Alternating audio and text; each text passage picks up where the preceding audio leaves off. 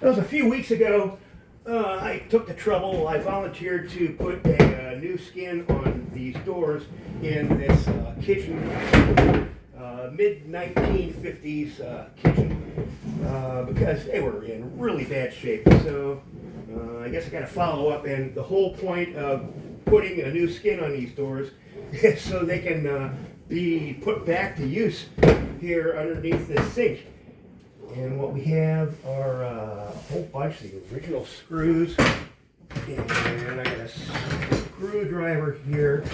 And something I did, I don't know what condition these doors or the holes for the hinges are in. So I went ahead and filled them with glue.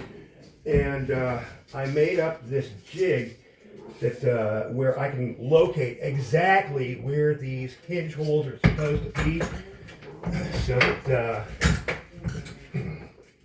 when I put this thing back together, it's going to be just as it was originally. So I'm taking my awl, just a little punch, right in the original screw holes, like this. Boom.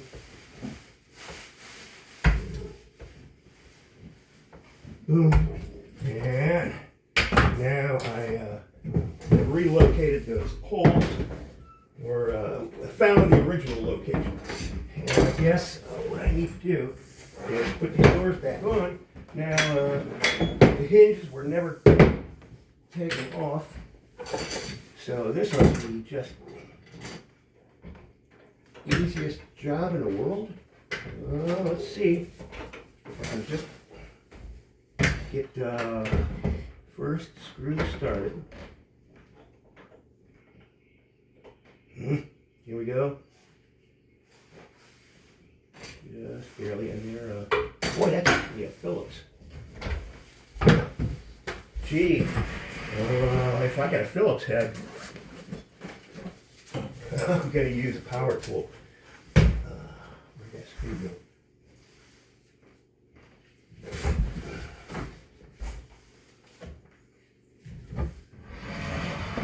All right. Second attempt.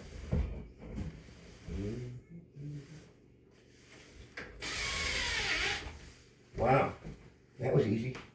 So let's get the screw in the bottom.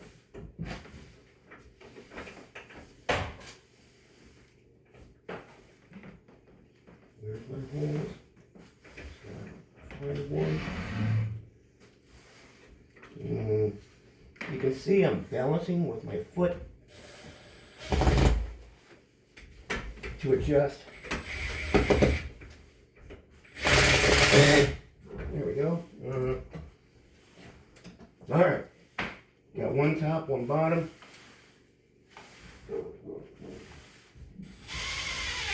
And it gets easier.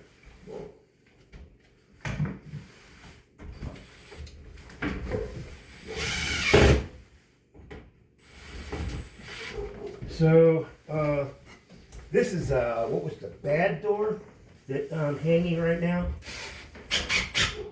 And on the back side, it's still the original veneer. Had a lot of chipping, but I just decided to clean it up a little, and it's done. So there's one end. Let's do the other.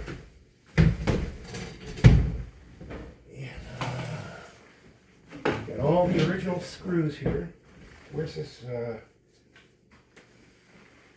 Here we are.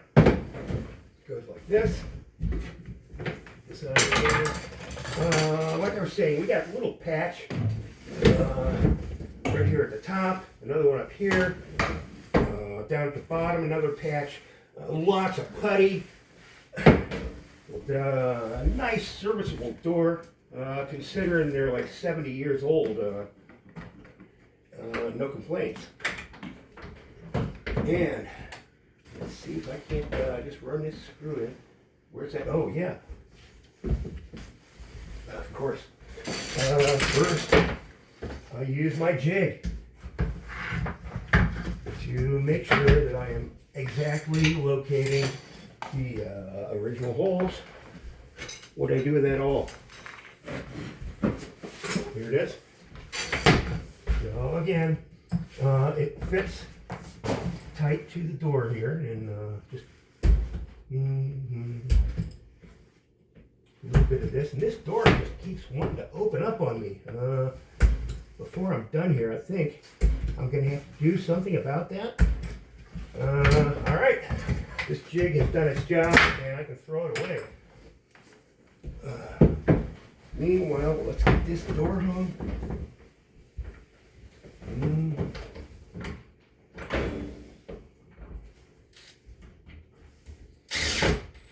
So I'm probably going on a little bit longer than my usual video, but well, this job just got to be done already.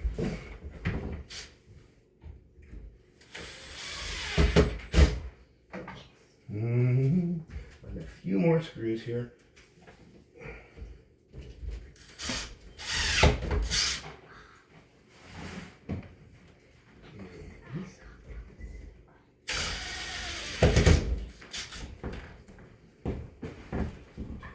It looks like no screws were. Well, one screw was missing, but the owner provided some oddball extras, so yeah, that one's done. Now, ooh, here it is, the correct screw. Let's put the correct screw in. There we are. Now, these extra screws are made to hold on these kind of wheel things where when you close the door, you might notice they just keep popping open again. There was supposed to be this little wheel thing here to hold the door, and there's some kind of latch, but all that's gone missing. So today we're going to replace that with something else.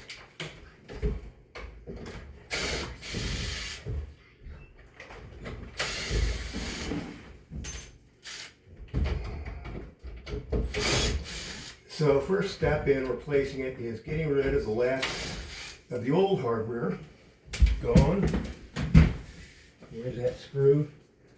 And then what we have in place of it is, if I can find it, here we go. I got a little jar full of stuff here. And within this jar full of stuff, I have a couple of magnetic catches. And that's what we're going to be using here.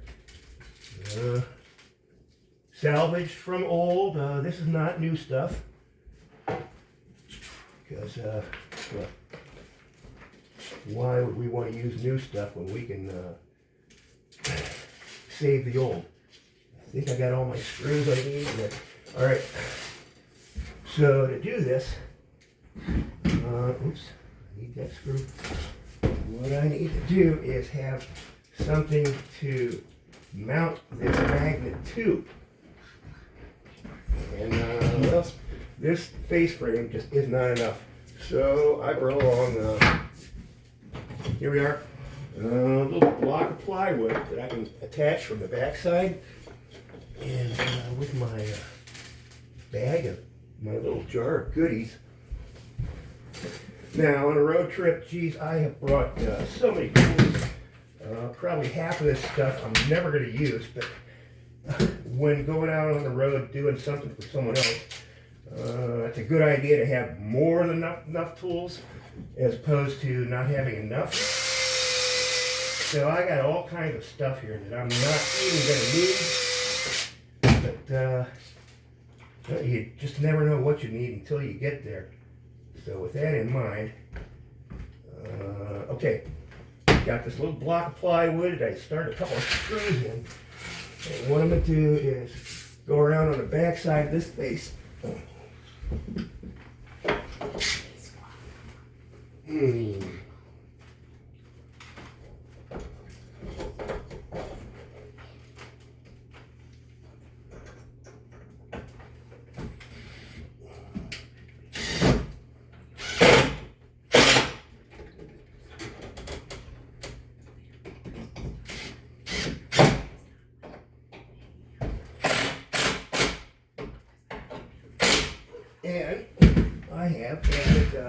another layer of wood back behind this face.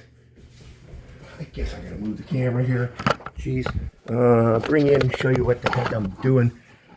That is, we're putting on magnetic catches here. How do I put this camera?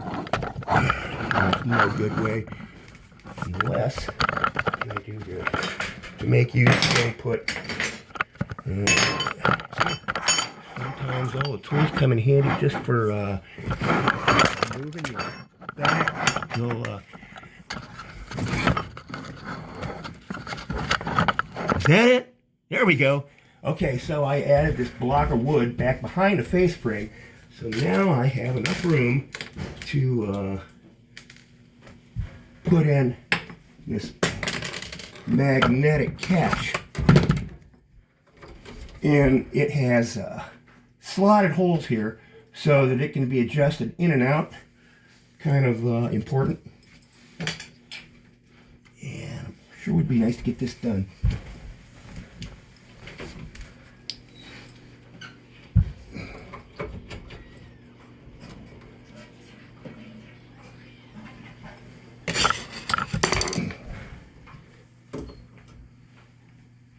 So what I've done is located the magnet in the corner here, taking my awl, just making a little punch.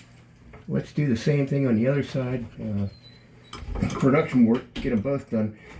And I'm putting this little hole in the middle of the slot so I can move this magnet in or out as needed. Does that make sense? Alright, starting the screw. Sorry about the lighting. I never even considered preparing for that.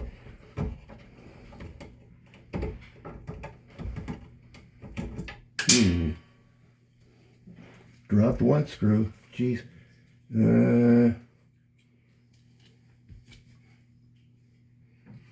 Yeah, that's a fun thing about doing this is the parts are so tiny.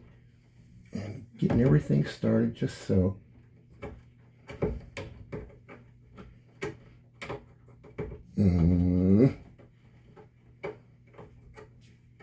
So, I guess with editing, this could be done in 1/10 the time. But here's a real-time viewing of how this is done.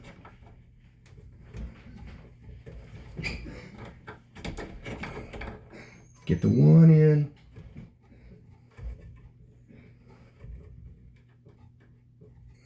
Snuggle it up.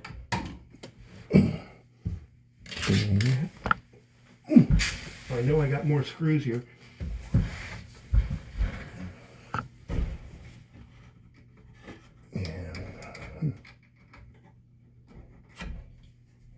Okay, so once I get this magnet in,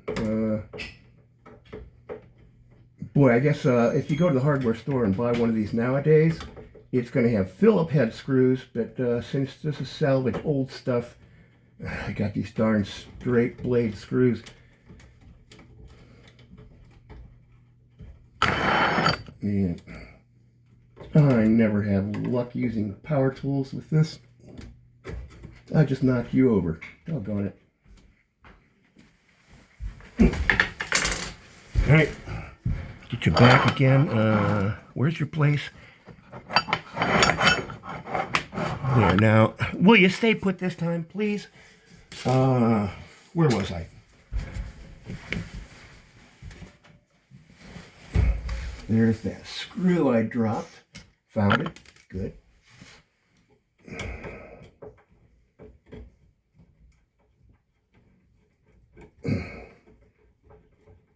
Okay, once I get tighten up there we are. Now there is a little hole in there. Once I get it set to just exactly where I want it, I can pound a tiny little nail in there to hold it in place. But I've never ever used that feature.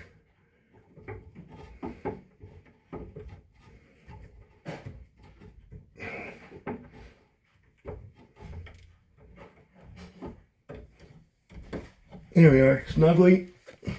Now, of course, a magnet does not work on wood. Does nothing. So what we got to do is install a little gizmo here on the. What's the camera angle again? I got to install a little metal piece here that corresponds with the this. So what I'm going to do is close the door, take my pencil, which is here somewhere. I always have a pencil, don't I? Yeah. I'm supposed to have one. Here it is. Pencil. Okay, so we close the door and go around on the back side. And I'm going to make a little mark, which you probably can't see, but I'm going in here, making a little mark where this door shuts. And so with that, there's my pencil line. That tells me right where I need to put this magnet thing. And I still struggle to find a way to set you down. There's just nothing. Gotta be a way. What about our original camera shot? Will I get it? Yes. And going to so much trouble. Yeah. So now what we gotta do is put this little thing on. Easy, easy. Just take my awl again, make a little mark, just like that. I could even take the drill, just do the tiniest little pilot. There we go. And I got a screw for this. Something like this.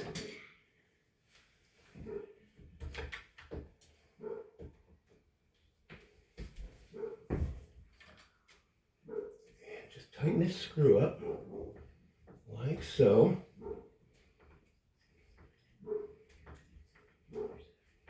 And it's got little dimple things on the other side, so as I tighten the screw, it kind of bites into the corners as well, so it doesn't wiggle around. And with that, boom, the door stays shut. I got to do that with this other door too, but this video is way too long already, so let's just leave it at that. This job's done.